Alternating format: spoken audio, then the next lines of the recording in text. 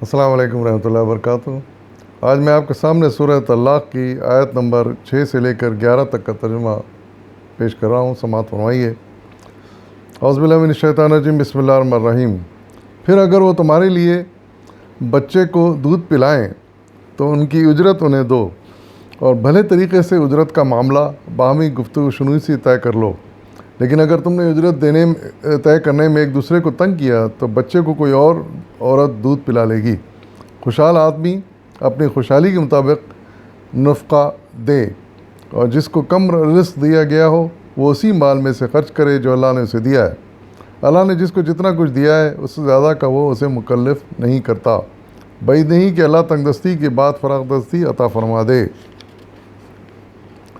کتنی بستیاں ہیں جنہوں نے اپنے رب اور اس کے رسولوں کے حکم سے سرتابی کی تو ہم نے ان سے سخت محاسبہ کیا اور ان کو بری طرح سزا دی۔ انہوں نے اپنے کیے کا مزہ چکھ لیا اور ان کا انجام کار گھاٹا ہی گھاٹا ہے۔ اللہ نے آخرت میں ان کے لیے سخت عذاب مہیا کر رکھا ہے۔ بس اللہ سے ڈرو اے صاحب عقل لوگو جو ایمان لائے ہو۔ اللہ نے تمہاری طرف ایک نصیحت نازل کر دی ہے، ایک ایسا رسول جو تم کو اللہ کی صاف صاف ہدایت دینے والی آیات سناتا ہے، تاکہ ایمان لانے والوں اور نیک عمل کرنے والوں کو تاریکیوں سے نکال کر روشنی میں لے آئے۔ جو کوئی اللہ پر ایمان لائے اور نیک عمل کرے، اللہ اسے ایسی جنتوں میں داخل کرے گا جن کے نیچے نہریں بہتی ہوں گی۔ یہ لوگ ان میں ہمیشہ رہیں گے۔ اللہ نے ایسے شخص کے لیے بہترین رزق مہیا کر رکھا ہے۔ صدق اللہ العظیم۔ ان آیات میں سب سے پہلے تو انہی باتوں کا ذکر ہے جو طلاق سے متعلق ہیں، یعنی جیسا کہ کہا گیا اگر حاملہ عورتیں ہوں تو ان کا حمل وضع ہونے تک یعنی تولید ہونے تک ان کو طلاق نہ دو اور تولید ہونے کا انتظار کرو۔ پھر جب تولید بچے کی ہو جائے اور اگر پھر تم طلاق دے بھی دو تب بھی دودھ اگر وہ پلائیں بچے کو تو اس کی اجرت ان کی ماؤں کو دو، آپس میں طے کرنے کے بعد کہ کتنی اجرت دی جائے گی گفتگو شنید سے اتنی اجرت ان کو دو۔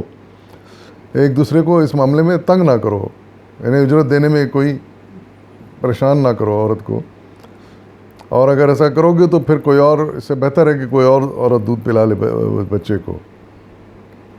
اور پھر آدمی کی حمایت کے لیے فرمایا جا رہا ہے کہ خوشحال آدمی اپنی خوشحالی کے مطابق نفقہ دے، یعنی جو اجرت دے وہ اپنے گنجائش کے حساب سے دے۔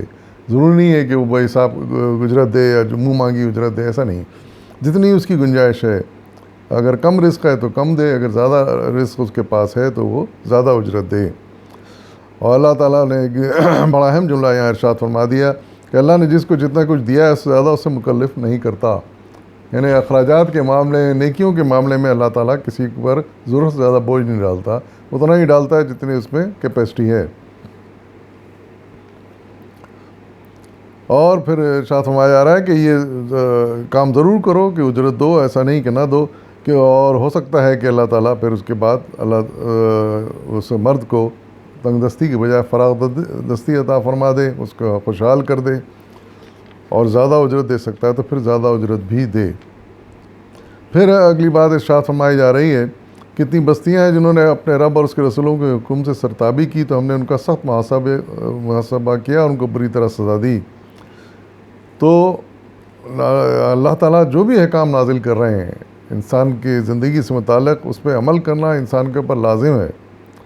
اگر یعنی وہ حکم ہے، وہ قانون ہے اللہ کے بنائے ہوئے، شرعی قانون جسے کہتے ہیں، اگر ان احکام سے سرتابی کریں گے تو وارننگ دی جا رہی ہے کہ پھر اللہ تعالیٰ اس کا سخت محاسبہ کرے گا، اور اگر اس کے خلاف کیا ہوگا تو پھر اس کی سخت سزا بھی دے گا، اور آخر کار اس کا یعنی دنیا میں بھی سخت سزا ملے گی اور آخرت میں بھی اس کے لیے عذاب تیار ہے۔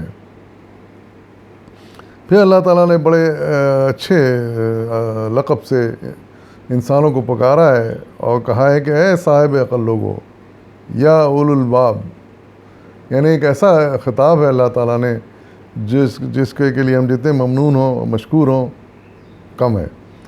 حقیقت ہے کہ اللہ تعالیٰ نے جو عقل کی نعمت سے انسان کو مالا مال کیا ہے وہ ایک ایسی نعمت ہے جو انسان کے علاوہ کسی کو نہیں ملی۔ اتنی بہترین عقل اور ذہن اللہ تعالیٰ نے انسان کو دیا ہے کہ دنیا کے مسائل تو کیا، وہ آخرت کے مسائل کو بھی سمجھ سکتا ہے، اس کائنات کو سمجھ سکتا ہے. اتنی بڑی عقل اللہ نے دی ہے. اسی لیے اللہ تعالیٰ بڑے یعنی اچھے انداز میں یہاں پر انسان کو اول الباب یعنی اے عقل مندو کہہ کر مخاطب کیا ہے.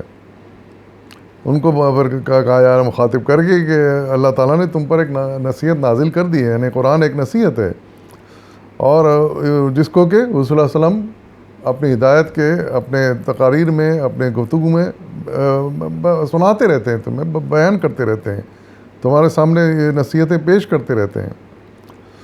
اور یہ اس لیے کی جا رہی ہیں تاکہ تم اندھیرے میں نہ بھٹکو. انسان یقیناً بہت ذہین اور بہت ہوشیار مخلوق ہے، عقل مند مخلوق ہے، لیکن پھر بھی رہنمائی کی اسے بہرحال ضرورت ہوتی ہے. اور جب رہنمائی مل جاتی ہے تو پھر اچھے لوگ پھر اس روشنی میں آگے بڑھتے ہیں، زندگی گزارتے ہیں. تو اور یہی مقصد ہے اس رہنمائی کے نازل کرنے کا، اس روشنی کو نازل کرنے کا، جو کہ ہمارے نظر میں قرآن حکیم کی صورت میں ہمارے سامنے موجود ہے.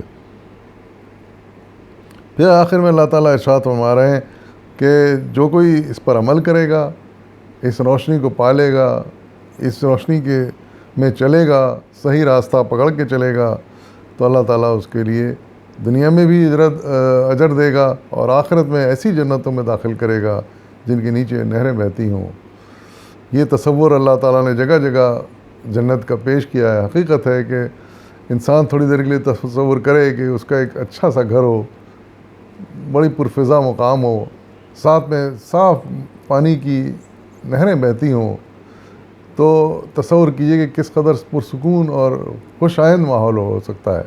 تو اسی تصور کو اللہ تعالیٰ نے بار بار انسانوں کے سامنے پیش کیا ہے تاکہ انسان اس کو سوچ کے خوش ہو جائیں.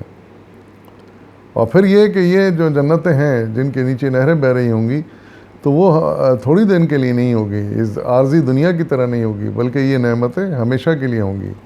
انسان ہمیشہ ان سب مستفید ہوتا رہے گا. کوئی اس کی لمٹ، کوئی ٹائم فکس نہیں ہے. بے حساب، لامتناہی، مطلب ختم ہی نہیں ہوگا سلسلہ. یہ ایسی بہترین جگہ بھی ہوگی، اور پھر رزق بھی ساتھ ساتھ بہت ہی شاندار ہوگا. تو یہ ساری باتیں اسی لیے اللہ تعالیٰ ارشاد فرماتے ہیں کہ انسان ان سے فائدہ اٹھائے، اس کی روشنی میں اپنی زندگی کو سنوار لے، اور سیدھی راہ پکڑ کر اس پر چلتا چلا جائے یہاں تک کہ وہ جنت، اللہ کی اس بنائی ہوئی جنت ہے، پہنچ جائے. اللہ تعالیٰ ہم سب کو اس بات کی توفیق عطا فرمائے، اور اتنی ہمیں سمجھ اور سوجھ بوجھ عطا فرمائے کہ ہم اللہ تعالیٰ کی ہدایت کو سمجھیں اور ان پر عمل کریں. وآخر دعوانا والحمد للہ رب العالمین.